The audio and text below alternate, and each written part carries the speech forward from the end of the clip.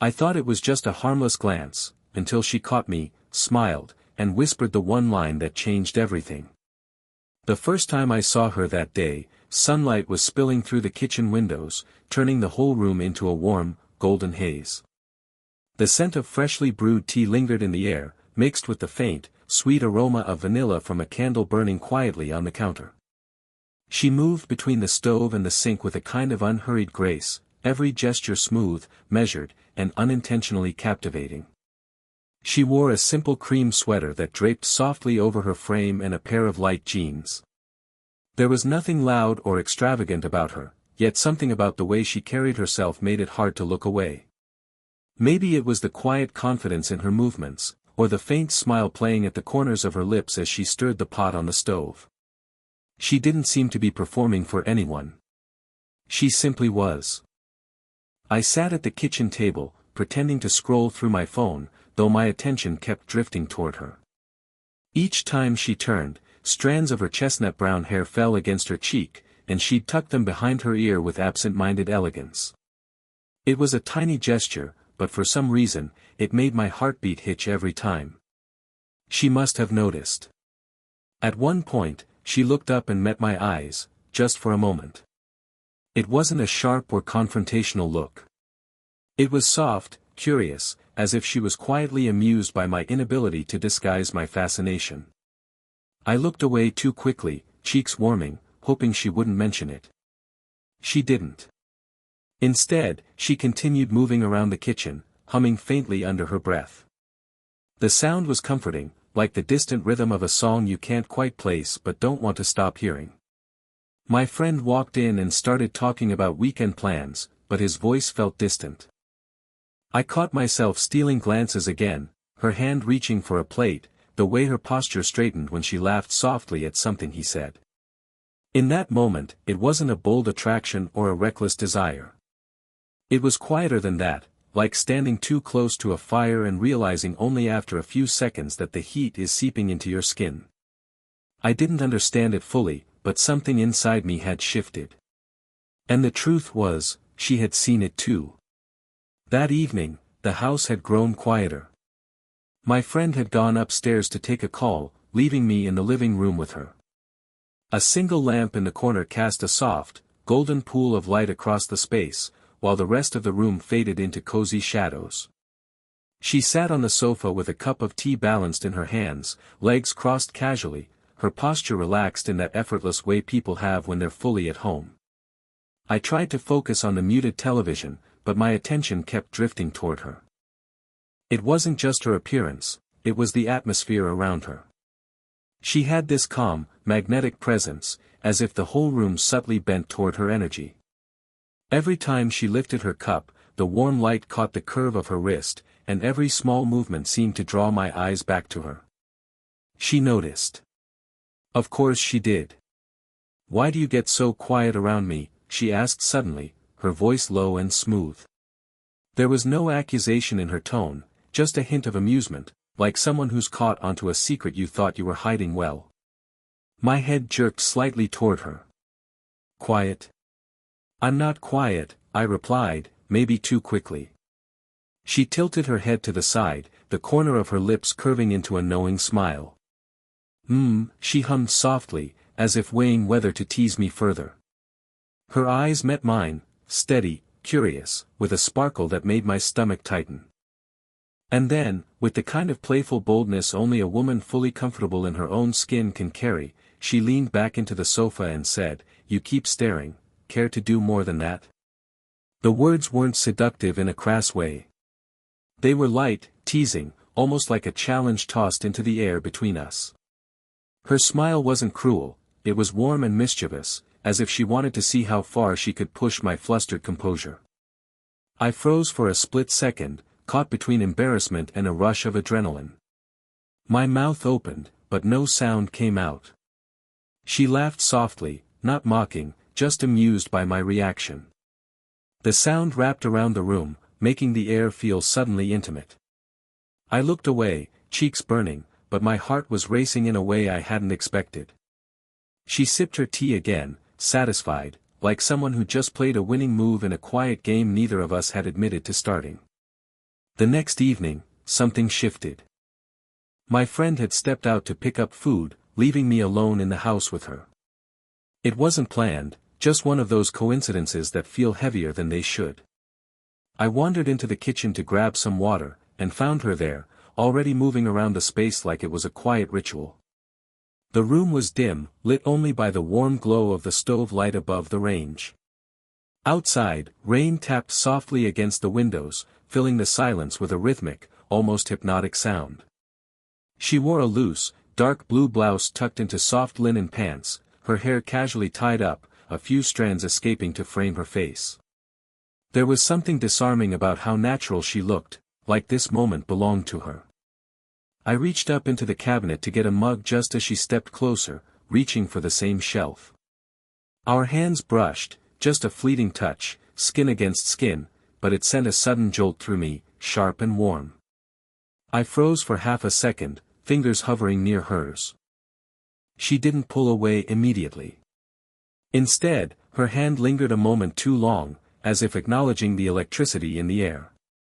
When I turned my head, she was already looking at me. Her gaze wasn't playful this time. It was quiet, searching, with an intensity that made my breath hitch. Neither of us spoke. The rain outside, the low hum of the refrigerator, and the faint warmth of the stove light became the only witnesses. She stepped slightly closer, reaching for the mug, her arm brushing lightly against my chest as she leaned in. Her perfume, subtle and elegant, wrapped around me. I felt the warmth of her presence like a low fire, steady and consuming. "Got it," she whispered finally, her voice close enough that I felt the soft vibration of it against the air between us. I nodded mutely, stepping back but not too far. Something hung between us now, something neither of us dared to name. It wasn't dramatic or loud, it was quiet, charged, like the moment before thunder. She placed the mug on the counter, turned toward me once more, and held my gaze for a heartbeat longer than necessary. Then, with a small, almost knowing smile, she broke the spell and walked out of the kitchen, leaving me standing there, heart pounding, surrounded by the echo of what almost happened. It happened late at night, the kind of hour when most of the world has gone quiet. My friend had fallen asleep upstairs, and I found myself stepping out into the backyard for some air. The rain had passed, leaving behind a cool breeze and the scent of damp earth. The sky was clear again, scattered with faint stars, and the wooden bench beneath the porch light looked strangely inviting. I didn't expect her to follow me out. But a few minutes later, the sliding door opened with a soft click, and there she was, wrapped in a light cardigan, a cup of tea in her hand, her hair down now. She didn't say anything at first. She just came over and sat beside me on the bench, close enough that our knees almost touched. "It's quiet out here," she said softly, her voice blending with the distant hum of crickets. "Yeah," I replied, staring ahead at the dark fence line. "Feels different at night." She nodded slowly. For a while, we sat like that, two people sharing silence that didn't feel awkward, just honest. Then, almost out of nowhere, she began talking. Not about small things, but about her life. Her past. How raising a son mostly alone had been both fulfilling and exhausting. How sometimes the house felt too quiet. How people assumed she was always strong, but they rarely asked if she was happy. Her voice carried a kind of steady vulnerability, like she wasn't performing, just speaking truths that rarely had an audience. I listened, every word drawing me deeper into her world. She wasn't just my friend's mom in that moment. She was a woman with depth, with stories, with a quiet ache she'd never shown in daylight. When she paused, I surprised myself by opening up too. I told her about my uncertainties, how sometimes I felt like I was drifting through life without really knowing what direction I was heading. She listened the way no one else did, fully, without interruption, her eyes soft and focused on me like every word mattered. Somewhere between those shared confessions, the air shifted. She leaned slightly closer, not touching, but close enough that I could feel her warmth through the cool night. Her cardigan sleeve brushed against my arm. The porch light cast a soft halo around us, as if we were momentarily separate from the rest of the world. In that quiet, something real took root, deeper than teasing, more fragile than desire. It was connection. And it terrified me in the best possible way. The night of our conversation stayed with me. For the next couple of days, every time I came by, the atmosphere between us felt different, subtle, unspoken, but undeniable. It wasn't something loud or obvious that anyone else would notice, but between us, there was a new current humming beneath every glance, every pause, every almost touch. It was late one evening when it happened. My friend had gone upstairs to take a long call, and I was about to head home. She walked me to the porch, the soft light above the door spilling a warm glow across her face. The night was still, the air cool, carrying the faint scent of wet grass from the rain earlier. For a moment, neither of us spoke. "Thanks for the talk the other night," I finally said, my voice quieter than I intended. "I didn't realize how much I needed that." She looked at me, her expression softening, a hint of warmth flickering behind her eyes. "Me too," she replied gently. "Sometimes it's easier to be honest with someone who sees you differently." The silence that followed wasn't awkward, it was dense with emotion. She stepped a little closer, close enough that I could see the faint shimmer of the porch light reflected in her eyes. Then, without any build-up, she reached up slowly, tucking a loose strand of hair away from my forehead. Her fingers grazed my skin lightly, barely there, yet it sent a shiver down my spine. She didn't pull away immediately. Her touch lingered for a heartbeat longer, and in that space, something inside me stirred, an urge I couldn't quite name but couldn't deny either.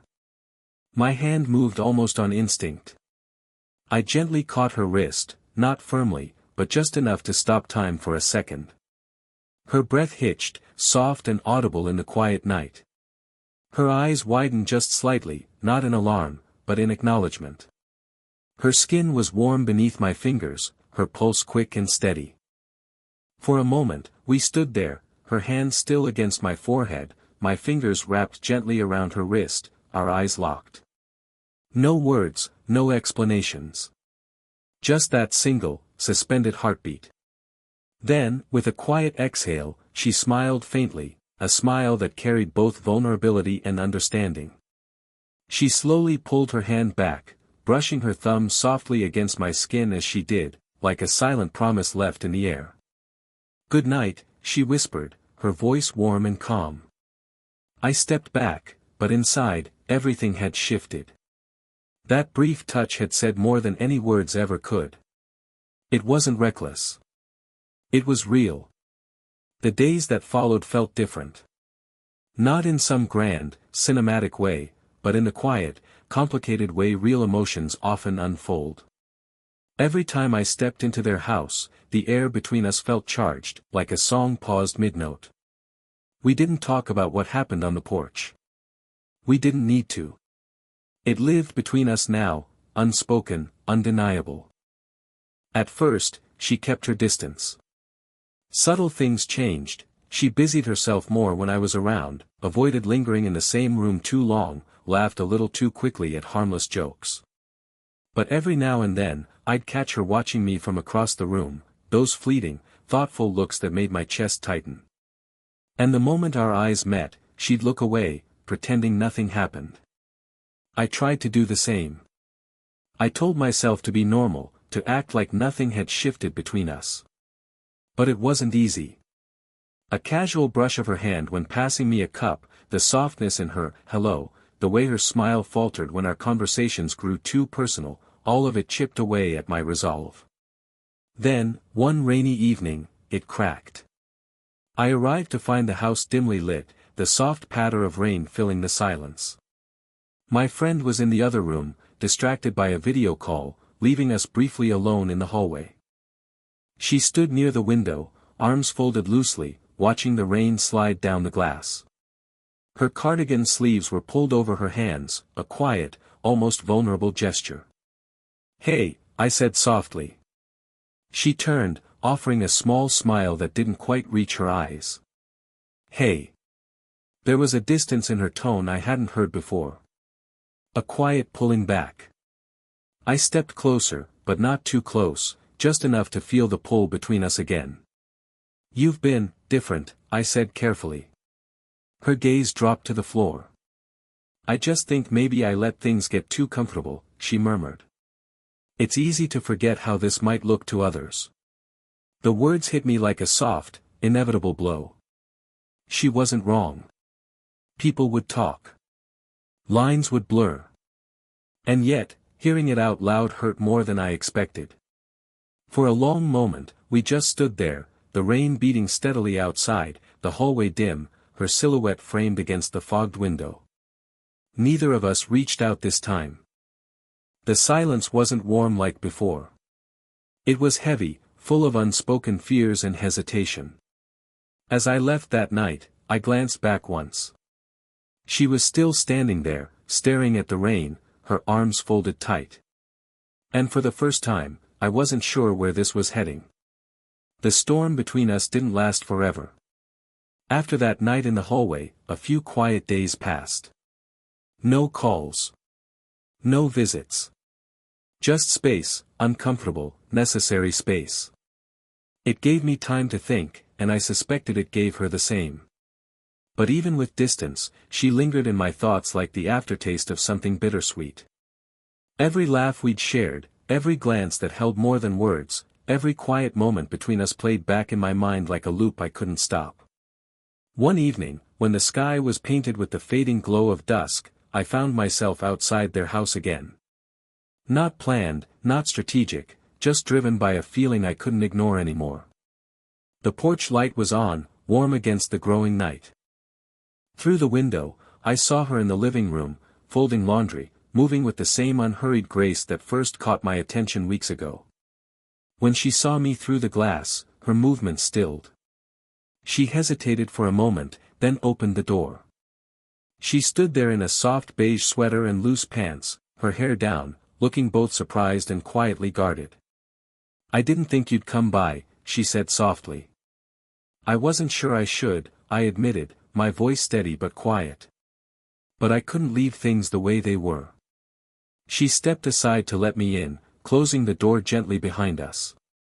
The living room was warm, lit by a single floor lamp that cast soft, amber light across the space. It felt intimate in a way that made my heart beat louder in my chest. For a moment, we just stood there facing each other. No teasing smiles this time. No nervous laughter. Just two people, stripped of pretense. She spoke first. "I've been thinking about what happened, all of it," she said, her hands loosely clasped in front of her. "And I can't pretend it meant nothing. But I also can't ignore the reality." I took a slow breath. "I know what it looks like. I know it's complicated. But I also know how I feel when I'm around you.